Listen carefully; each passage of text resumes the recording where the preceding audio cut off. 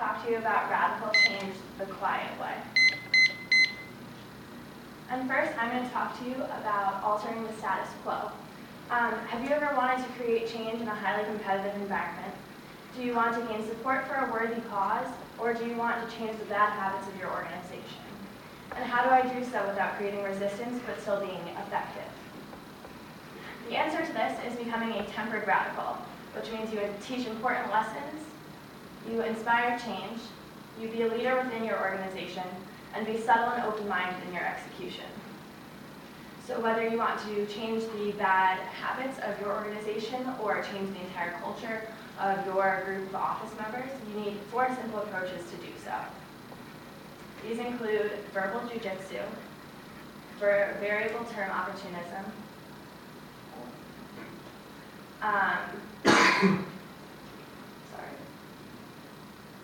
So the first approach we're going to look at on how to be a tempered radical is verbal jujitsu.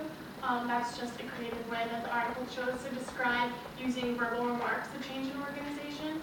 So simply, basically what you're doing is taking an undesirable situation or an off-color comment when, say, you're in a meeting, or could even be with just friends at lunch, and make a verbal remark that will change the way they think, or show them how you disagree with them in a respectable way.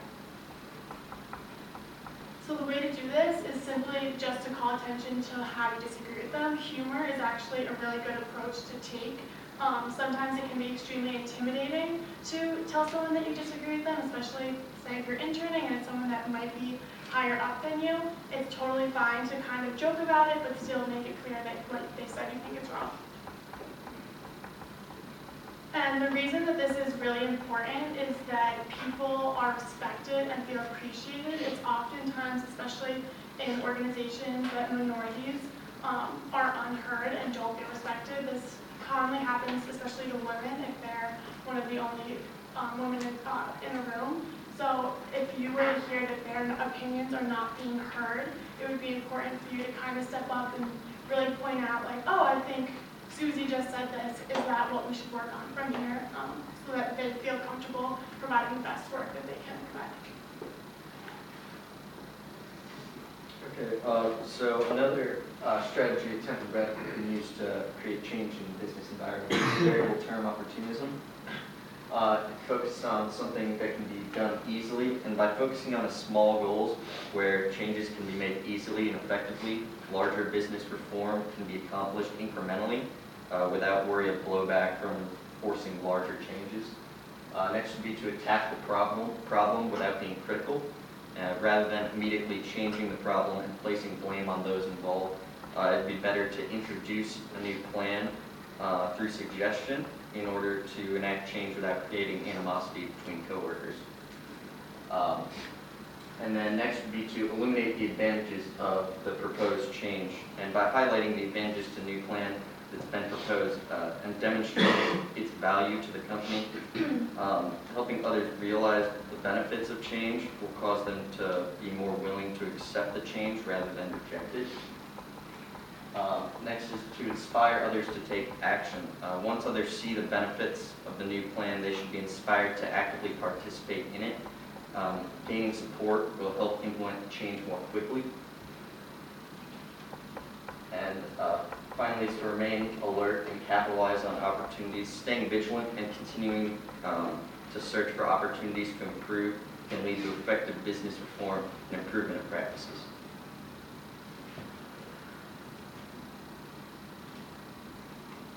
Next, we have strategic alliance building, which is basically your power in numbers. By gaining power in numbers, you gain access to everyone else involved's resources and contacts. It also provides emotional support and a sense of legitimacy when talking among clients and everything, because it's not just one person trying to spread the word, and it's not you, just you. Additional bodies to complete tasks. It's no longer just up to you trying to create something effective. You have a team of anywhere from now 5 to thousands. And it also represents the interests of a larger, more diverse group, which can then be beneficial to everyone. Additionally, this can create a greater chance of being successful on a large scale now that you are representing a larger group. And if you keep your friends close and you keep your enemies even closer, it can also really help you as far as having more people working towards a different goal, which can often be overlooked as a powerful tool because you have never thought of their angle of the situation or the interests of others. Okay, so another way to enact change is through disruptive self-expression. Self-expression can disrupt the expectations of others, and these acts of self-expression will not disrupt the workflow, but rather should express a different opinion on the norm or from the norm on common practices. This will slowly change the atmosphere at work, and acts of self-expression seen by others can open the door to opportunity for change. By expressing one's own opinion on an issue, whether verbally or non-verbally, other people will take notice, and they may be brave enough to express their own opinions on the issues. Disruptive self-expression is a way for a single individual to enact change simply by expressing their own opinion, and it really allows for business reform from the individual level.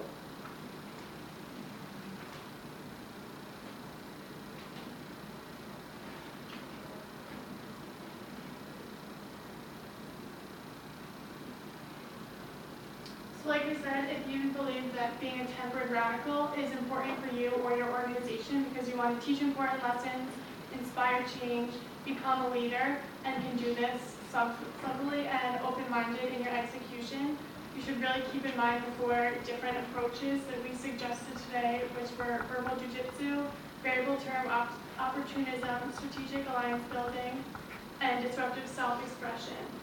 Make sure you use these depending on the situations, but they're effective, whether it be in a group of 10 students you're working with on an organization on campus, or interning at, say, a corporation of 10,000.